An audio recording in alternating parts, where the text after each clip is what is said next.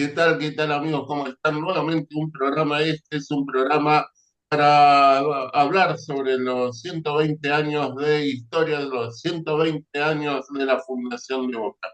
Para ello, primero, más que nada, saludo a Seba. ¿Qué tal, Seba? ¿Cómo estás? Dani, bien, Dani, ¿cómo estás? Bueno, felicidades a todos. Hoy 2 de abril, día más que sentido para los argentinos.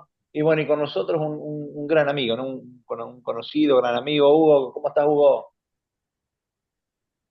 ¿Qué tal, Seba? ¿Qué ¿Hugo? tal, Dani? Bueno, un día especial, el Día de Malvinas, hoy 2 de abril, Día de la Patria, ¿no? Para recordar el tema de las islas, de la soberanía general. ¿Y por qué no vincularlo a Boca? Porque siempre Boca vemos en las tribunas banderas apoyando la causa Malvinas, muy sensible a este tema también. Dani incluso va a tener una información, hubo un partido, un Boca Te- River jugado en Malvinas, o sí, sea, muy conectado. Y bueno, no olvidemos, tengo esta camiseta que es la que usó el Diego en el 94, el Mundial que se despidió de Estados Unidos, pero no podemos obviar el partido contra los ingleses en el 86, que fue ahí recién terminó la guerra de Malvinas, en ese partido. Ay, y bueno, exactamente. Vincula de ahí, ya que, Yo creo que ahí, bueno, uy, ahí nos pierde Hugo a veces. a ver, Hugo, me tienen ahí en online o no. ahí está, ahora sí, Hugo, ahora ahí sí. está. Ahí te había salido justo, digo, ahí Ahí ya estamos. que lo nombraste, digo, ahí comento un poquito la historia, justo hoy, ahí en uno de estos infinitos grupos de WhatsApp que tiene uno, apareció esta información y empecé a buscar un poco y a revisar una revista Goles vieja, y en 1982, cuando se jugaba el Nacional, en medio de la guerra de Malvinas, el fútbol no se paró y el circo siguió andando pese a que estuviéramos en guerra, ¿no? Como por ahí se dio cuando tenés una guerra que no es dentro de tu continente, o si era dentro de nuestro continente, dentro de la parte continental, no era acá, desgraciadamente fue muy distante para muchos.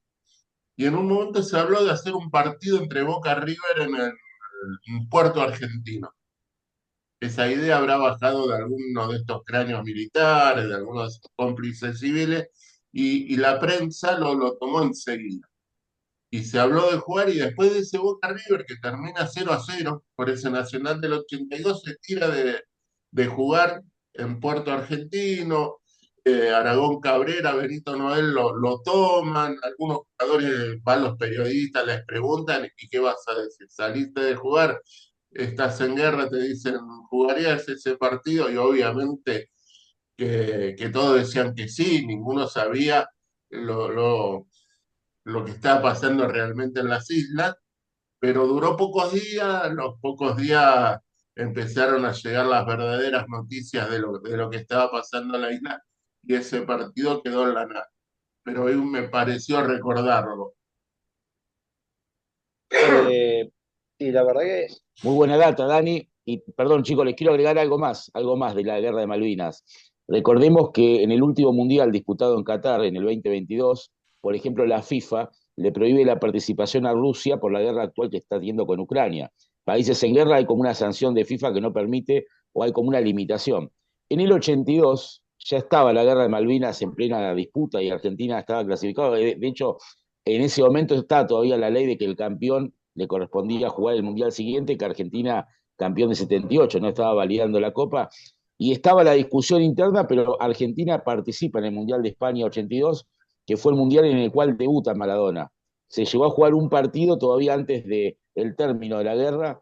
Después, bueno, tuvo una participación argentina un tanto disparo, no con ese, pero está bueno recordar ese tema, Maradona, referente de Boca y hombre integrante de la selección argentina por aquel entonces. Exacto. Sí, sí, sí, sí, sí. Y volviendo a Boca acá, hoy la idea era recordar un poco lo que quieran de Boca, de su primer partido en la cancha, sus primeros ídolos, eh, no sé, qué recuerdos, cómo están relacionados con Boca. ¿Hugo? Bueno, yo después, para después preparé, lo empezamos con Diego, que para mí sin duda es uno de los máximos ídolos de toda la historia de Boca. Preparé los tres máximos goleadores para hablar un poco de estadística que le gusta mucho a Seba. Pero bueno, en mi historia personal tengo al abuelo Viali, que era ucraniano en realidad, por la división de países, figura como polaco en algunos lugares, pero si uno observa la bandera de Ucrania, es azul y amarilla, o sea, hay una consonancia con Boca.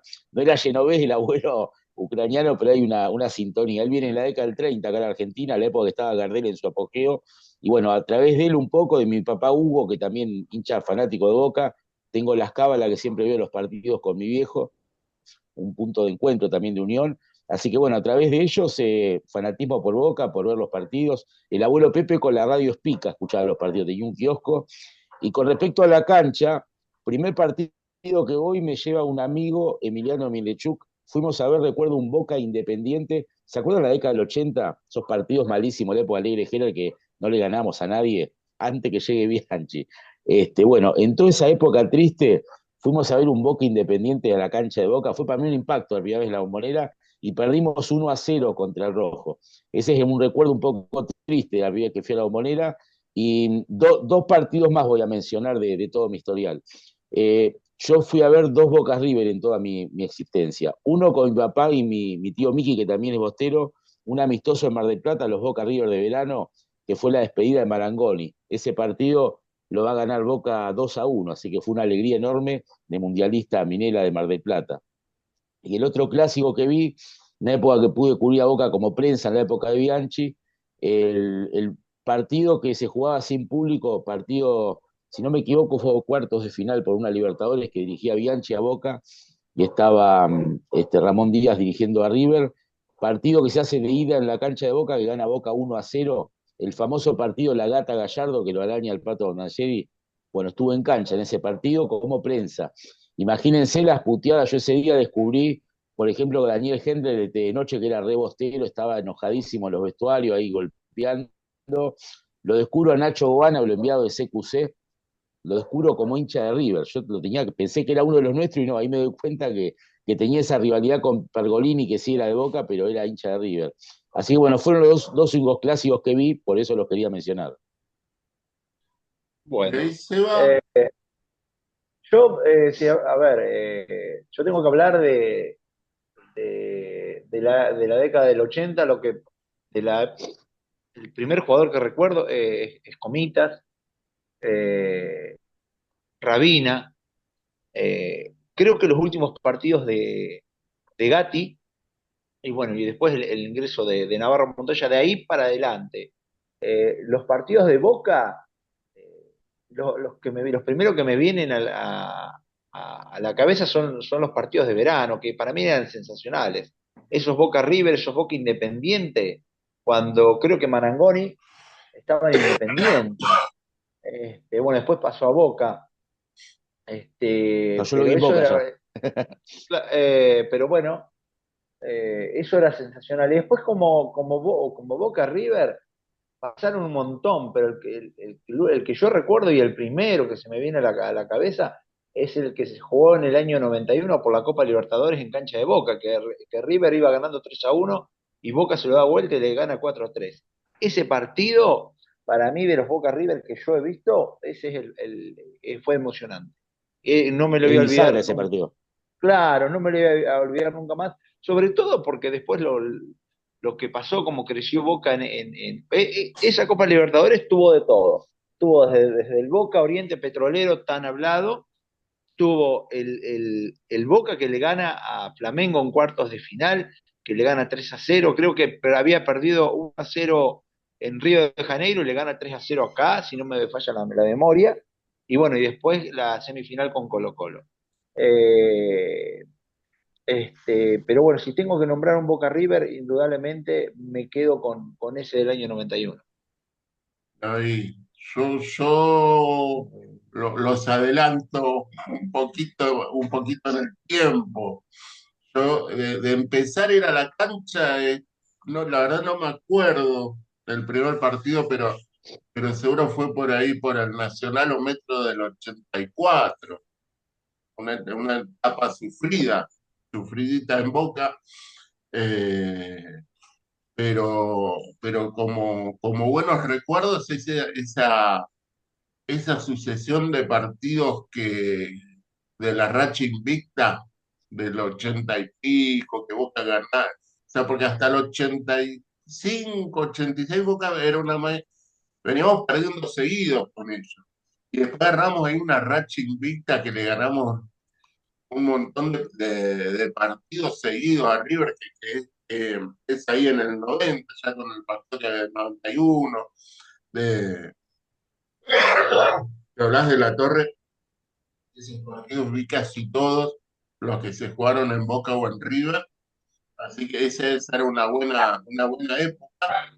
Y de empezar a seguir a la Boca, claro, digamos, uno empezó con el pie derecho, digamos, porque me acuerdo de ver algunos partidos, de ver partidos por televisión con un tío mío, con Beto, del Boca campeón de la Libertadores del 78.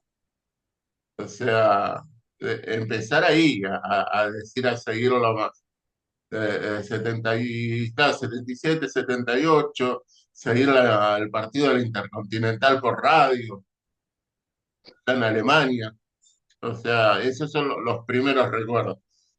Bueno, la llegada del Eh, Diego y después sí, sufrido, sufrida adolescencia en los 80. Y lo nombraba vos, Eva. Yo siempre cuento esta historia que no tenías, las camisetas no venían con número. O sea, vos te comprabas una camiseta y no es como ahora que la mayoría vienen con un número. Y yo que la hacía como que se cosían y medio se planchaban para que queden los números, y me puse el test por el Quique Rabina. O sea, era mi referente de Boca de esa época, de, eso de trabar con la cabeza. El Quique era eso, el Quique era Boca. que después vino Junta, Y después vino con el Junta. tiempo, ¿no? Sí, Eh, y antes tuvimos un yo montón, pero Huevo, no huevo, los huevo, vi. yunta, yunta, yunta. claro, yo recuerdo de esa época, porque yo hablo de la parte Va, televisiva, pero a ver, va, estoy en un súper, estoy fines en de los una 80. estación acá. Están ¿Cómo? adelante los perros. Y se han Fin- entrado por acá, yo estoy en una grabación, en un programa estoy. fines de los 80 o a mediados, 87, más o menos que recuerde, yo creo que después del Mundial, más o menos tengo, no sé si tengo en la casa de mis abuelos por parte de mi papá, escuchar un partido que creo que era Boca con Argentinos Junior. eh, Me acuerdo que Boca no andaba muy bien, le costaba mucho ganar, más o menos lo que yo recuerdo. Creo que no sé si Boca después de ese partido lo terminó. Un partido definitorio para, no sé si era para Boca o para Argentinos Junior. Y después lo que sí recuerdo bien de los domingos a la tarde, escuchar por radio lo que fue la liguilla que Boca gana en Rosario. Esa época por radio, para mí es una época dorada, era un ritual con mi papá después de comer, sentarnos ahí en el patio a escuchar todas las transmisiones hasta que llegaban los partidos de Boca. Me acuerdo que era la época que Chilaver era arquero de San Lorenzo, por ejemplo. El Toti Iglesias, Racing había ganado la Supercopa. Era toda esa época que era todo por radio y a la noche ver algún partido en fútbol de primera, que en aquel momento era por ATC, Argentina Televisora Color. Para mí Y, esa fue una y después época todos los goles en Canal 9, que no sé si era de ahí o era de antes, sensacional. que veía uno fútbol de primera, terminaba y arrancaba todos los goles. Y esa liguilla yo la seguí, vi el Boca San Lorenzo, el 0 a Boca, en 0 en cancha de semifinales fue, ¿no? Boca, claro. Habíamos ganado 2-1 Sí. cancha de River, con un gol de Graciani, que un tiro libre ahí al costadito de la entrada del área, y está todo el mundo esperando el centro, y Graciani le pegó al arco y lo encontraba de Chilaver, y fue el 2-1, descolocado, y fue el 2-1 para Boca. Fue un 0-0 en Boca, y después me comí que nos bailó el Newell de Martino y nos ganó 2-0 en cancha de Boca.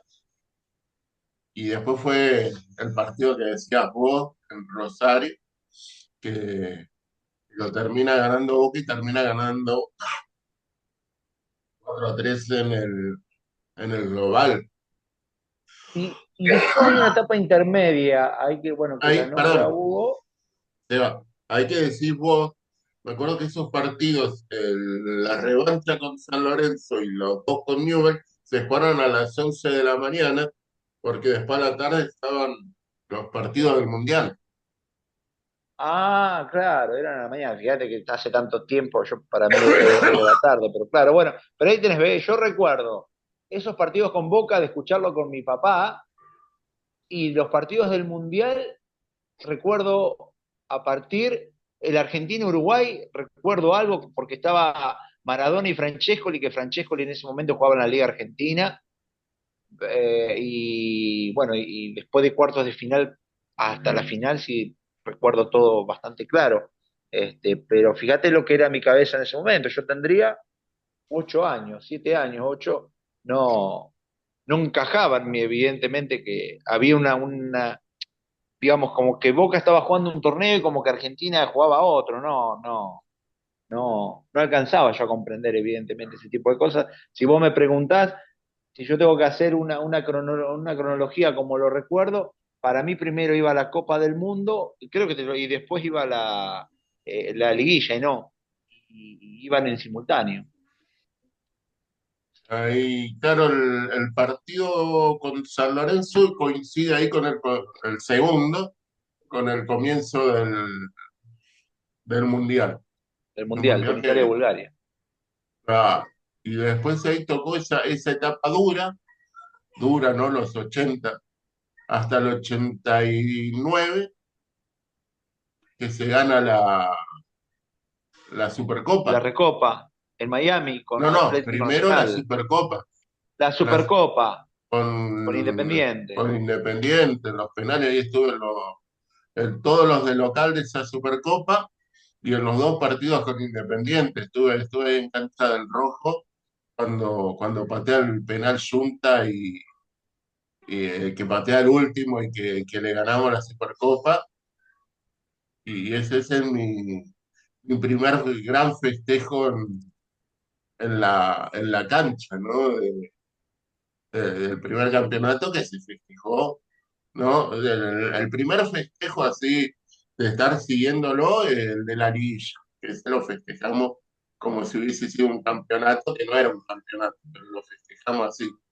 Por lo menos los pibes, ¿no? Los grandes te miraban y te decían, nene, te joder, estás Hubo, festejando una liguilla, pero veníamos de tapa dura desde el y lo que pasa ochenta es y que también uno era otra manera de pensar. No se piensa como hoy. En aquel momento una liguilla sería importante. Hubo un el Boca que le siguió.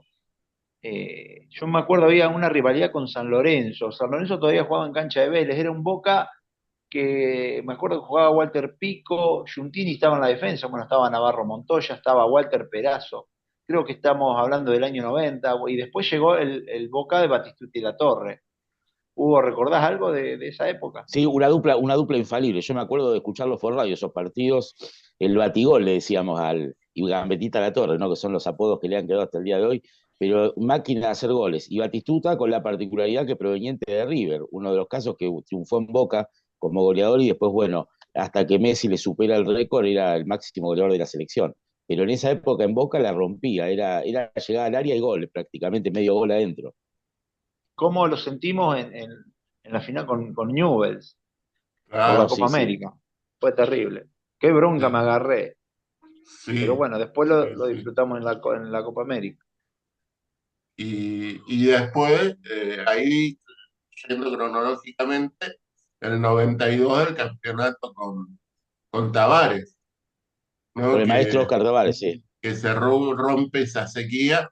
Digo, no, por ahí hay gente mayor que nos está diciendo y dice, no hablan de Rojitas, de esto. Sí, Rojitas para mí es el máximo ídolo de Boca, pero estamos hablando un poco de lo que vimos, de lo que De lo que fuimos viendo. vimos, claro.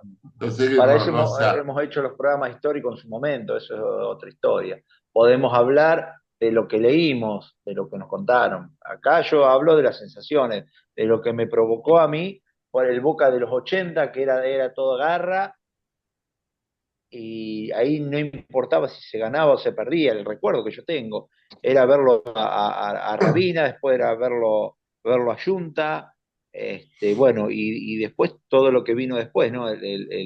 Después llegó Maradona con Canigia, y bueno, y después la parte más actual, todo lo que fue la época de Bianchi, bueno, y hasta acá, pero creo que hay una parte finales de los 80, mediados de los 80, hasta, hasta mediados de los 90, hay 10 años que fueron sensacionales, por lo menos desde lo que provocaba ver a Boca con lo que tenía, jugar y dar todo. Claro, ahí el equipo cuando llega Menotti, ese equipo que fue durante un periodo sensación hasta que se empecinaron en seguir con la ley, en la trampa del fuera de juego, y después ya los equipos te calaron, y ya en todas las jugadas, si vos en todas las jugadas tirás el fuera de juego, en alguna se va a desprender un volante y te va a ubicar, y así no ubicaron, íbamos ganando, ganando, hasta que se dio eso. Esos son los recuerdos que tengo de ahí de los 80, el 3-3 con River en Mar del Plata. Iba perdiendo Boca 3-1 y termina 3-3 con un gol de Quique Rabina de cabeza. Y ese empate le daba a Boca el torneo de Mar del Plata, que cuando ese torneo de Mar del Plata, que uno obviamente no cuenta una estrella, pero cuando se festejaban como tales esos campeonatos. Me acuerdo de ese. Aparte, esos empates, Dani, en ese contexto, con River, en Mar del Plata, televisado a todo el país, empatar después de estar 1-3 abajo era casi como una victoria a ese La, nivel. la Copa de Oro y Encima, la Copa Ciudad de Mar del Plata, yo no sé si era una cuestión de edad mía, pero para mí era llegar el verano, verlo. También era que uno veía los partidos televisados, quizás los partidos de liga era más difícil verlos en vivo, quizás a lo mejor tenía que ver con eso en aquel momento, pero yo me acuerdo de esa Copa de Oro con ese amarillo bien, bien brilloso y esa Copa Ciudad de Mar del Plata que jugaban, que para mí entregaban todo. Ya después cuando fui creciendo, ya más o menos año 2010 para esta parte, 2007, 2008, ya cambiaron, ya después se puso la sede en Mendoza, ya cambió un poco esa idea para mí, ¿no? De dejar todo en un torneo de verano. Había otros torneos, ya cuidaban jugadores, ya no ponían todos los jugadores, toda la carne en el asador, me parece. Ahí ya se empezó a ver de otra manera. Y después ya llegamos después del 92 vienen algunos años flojos y después sí, ya tenemos la etapa de Bianchi, que esa por ahí la tienen más fresca ustedes también, que ya la vivieron más de cerca.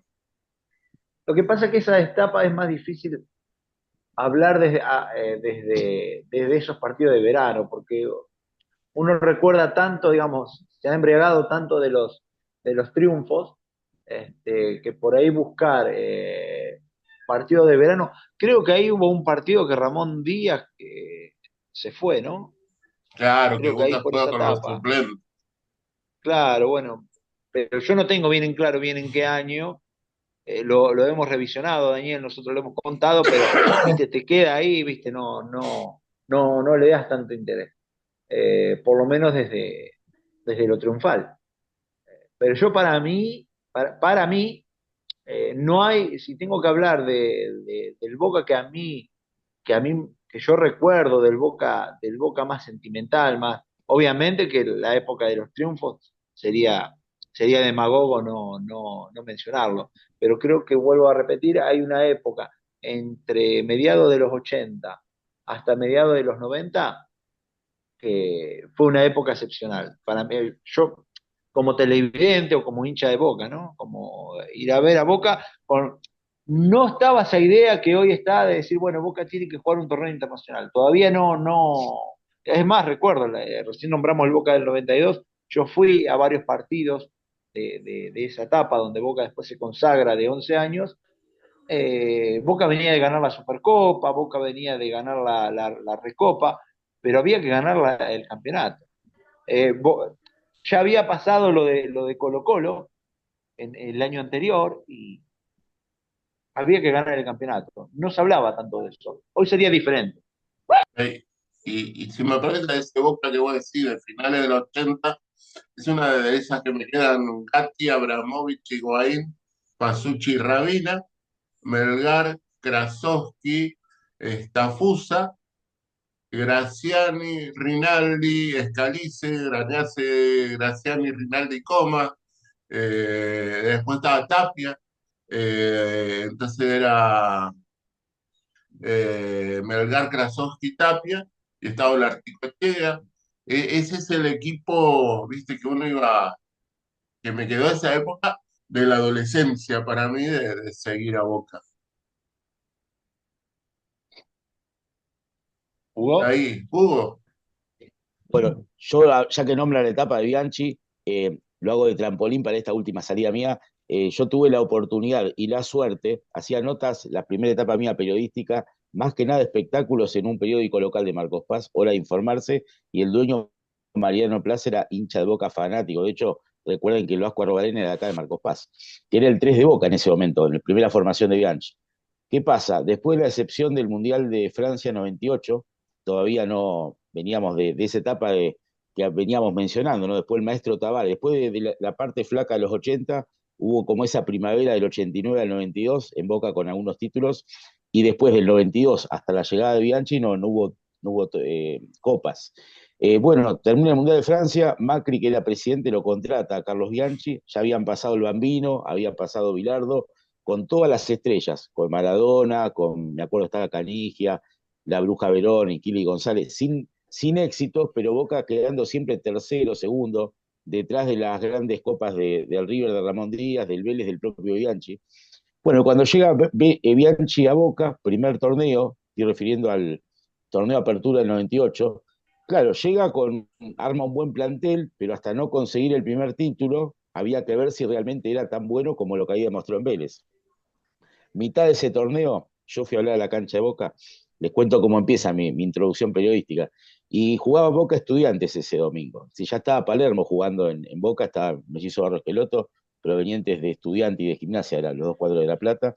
Y bueno, me costó porque éramos un periódico chico de pueblo, como las radios, o sea, no éramos ni Mitre, ni La Red, ni Olé, ni Clarín. Y bueno, me hace una credencial para ese domingo. A partir de ahí iniciamos una relación con la gente de prensa de Boca, partidos que Boca juegue local, ya sea campeonato local, Copa Mercosur, Copa Libertadores o Copa Sudamericana, nos daban, cuando no eran partidos muy convocantes clásicos, dos entradas. Entonces veíamos el partido, un periodista se quedaba a esperar a los jugadores cuando salían del vestuario para hacer las notitas con los grabadores de mano, y el otro periodista iba a la sala de prensa a esperarlo a Bianchi, que con un moderador no eran más de 7, 8 preguntas a lo sumo, y al principio escuchábamos, después con la medida que entablamos relación, nos acomodamos con el moderador y logramos hacer preguntas. Y partidos muy importantes, o una entrada o ninguna. Mariano, por ejemplo, logra estar en el Boca Independiente 0-0, que fue el que le dio la consagración del primer torneo de Apertura Bianchi en Boca. Y de esta época, que yo la cubrí prácticamente en cancha, 98 al 2003, por eso es una época gloriosa de muchos títulos, quiero traer a un jugador en particular y a dos del historial, que aunque ya se haya nombrado la parte histórica, tienen que ver con la historia global de Boca. Me estoy refiriendo a los tres mayores goleadores. Martín Palermo supera el récord de Pancho Barallo, que durante mucho tiempo ostentó ser el máximo goleador con 194 goles. Hablando siempre del profesionalismo, ¿no? ¿Qué sucede? Cuando se equiparan y se integran las copas del amauterismo, las copas anteriores a 1930, ahí hay que recabar y reconocer la figura de Roberto Cherro, que militó en las dos etapas, porque Roberto Cherro, que venía proveniente de Sportivo Barracas, había pasado por Ferro, va a jugar en Boca desde el año 26, que estaba el amauterismo, en el 30 empieza el profesionalismo y juega hasta el 38. O sea, integra Boca durante parte y parte de amateurismo y profesionalismo. Y Cherro va a conquistar en 301 partidos 223 goles. Es decir, Si contamos los números, Cherro sería el segundo goleador de Boca y Barallo el tercero. Ahora, si nos remitimos exactamente a la etapa profesional, Cherro pasaría al tercer lugar y Barallo segundo, porque Cherro tiene convertido 112 goles en el amateurismo y 166 en la etapa profesional. Roberto Cherro hay una característica que nació el mismo día que yo, o mejor dicho, yo nací el mismo día que él, el mismo día de Mirta Legrand, el 23 de febrero de 1907 nace este jugador que le decían apilador o cabecita de oro, un gran goleador de la historia de Boca. Y Pancho Barallo, yo tuve la oportunidad de entrevistarlo en el año 2005, me fui hasta La Plata, lo conseguí después de casi 7 años de gestión, tenía 95 años, estaba totalmente lúcido, se muere a los 100 años en el 2010, cuando va a ser un aniversario de Boca, muere Pancho Barallo, que le decían Cañoncito Barallo, alto como Palermo, casi nunca tuvo goles de cabeza, siempre goles de jugada. Barallo, bueno, 194 goles en Boca. Estos dos jugadores que menciono, Dani y Seba, integraron el plantel de Argentina subcampeón del Mundial del 30. En el caso de Cherro, lo nombran poco los historiadores, porque integró el plantel, pero apenas jugó el primer partido, el 1-1 contra Francia, el partido inaugural de Creo que se Argentina en ese lesionó, Mundial. creo que se lesionó, Se algo lesionó, pasó se lesionó. últimamente. Y Barallo, ya que hablamos de lesión, juega la final, pero estaba lesionado y no había cambios en ese momento. Si Balayo me lo cuenta a mí, que dice, yo no tendría que haber jugado esa final, pero estaban amenazados, fue un partido muy polémico y termina entrando y bueno, no había cambios, así que con los que estaban tuvieron que terminarlo. Pero bueno, dos históricos de Boca que también integraron la selección. En el caso ya que hacemos historia, en el caso de Barallo jugó la primera etapa de su vida en Gimnasia y después en Boca, los únicos dos cuadros que jugó, y después fue director técnico de Gimnasia. Lo podemos equiparar con ídolos más actuales, el caso de Barallo, por características técnicas y como goleador con Palermo, evidentemente, pero por provenir de Gimnasia y por haber jugado en dos equipos solamente acá en la Argentina con Guillermo Barros Esqueloto. Recordemos que el mellizo de la etapa de Bianchi fue el último jugador que se quedó, que no fue a Europa, tuvo un paso por Estados Unidos y después vuelve a despedirse de Gimnasia, que es el equipo con el que él empieza la carrera. Así que tuvo un paso similar a Barallo con épocas muy distintas, porque en la actualidad con los contratos internacionales que hay, con la diferencia económica, es muy difícil que un jugador permanezca acá en el país. Así que bueno, quería traer esos ídolos y con respecto a Martín Palermo, ya que lo menciono, no voy a empezar a nombrar los récords de Palermo porque se está planeando una película próximamente, pero simplemente mencionar que también fue jugador de selección Palermo, tiene el récord de los 3 penales errados en aquella Copa América en Paraguay, el gol de la clasificación bajo la lluvia ante Perú dirigido por Maradona para el Mundial de Sudáfrica, aquel gol siendo al día de hoy el delantero más veterano en hacer un gol mundial, al menos de la selección argentina, y dentro de Boca tuvo 2 etapas Palermo, la primera etapa la habíamos nombrado recién con Bianchi, entra en el año 97 hasta el 2000, hasta ganar la Libertadores y la Intercontinental, y una segunda etapa del 2004 al 2011, que es cuando le pasa el récord a Barallo, y en total Palermo, en 404 partidos que jugó en Boca, convierte 236 goles, siendo no solamente el máximo artillero de Boca Juniors, sino que Palermo en el historial de goleadores del fútbol argentino está en tercer lugar detrás de Enrico y detrás de La Bruna. Son los dos jugadores con más cantidad de goles, así que Palermo tercero en el historial general del fútbol argentino y máximo en lo de Boca, así que para mí el Titán, sin duda, junto con Maradona, para mí son dos de mis grandes ídolos y bueno, marcó historia, ¿no? En Azul y Oro. Bueno, ahí ya nos quedan 2 minutitos, así que más que Completísimo. nada agradecerte, agradecerle la presencia, agradecerte, Hugo, y bueno, para Gracias a vos, despedirnos, Dani, que y a Seba también. hay más que nada decir feliz cumpleaños, Boca, 120 años de gloria, ¿no? Y vamos por Así más, es. vamos por más. Recién hablamos de la mala racha de los 80, hablamos de lo de los 90 hasta la llegada de Bianchi. Yo creo que el hincha de Boca, más allá de los resultados, yo creo que somos sufridos como los de Racing en algún punto. Siempre seguimos al equipo y bueno, y vamos por revertir. En las malas siempre, con la 12, esta hinchada tan característica que tenemos, con la Bombonera, esta cancha tan particular que es tan temida por europeos, brasileños cuando vienen, yo creo que Boca tiene mucho por dar todavía y bueno, y tenemos jugadores para revertir la historia. En este momento, con la liga local, que parece poco, pero cada estrella es valiosa y a veces los equipos más chicos le hacen partido a Boca y a los equipos grandes, así que hay que ganarles también, así que son válidos todos los partidos. Bueno, ahí Bueno, muchísimas gracias y nos vemos en el próximo programa.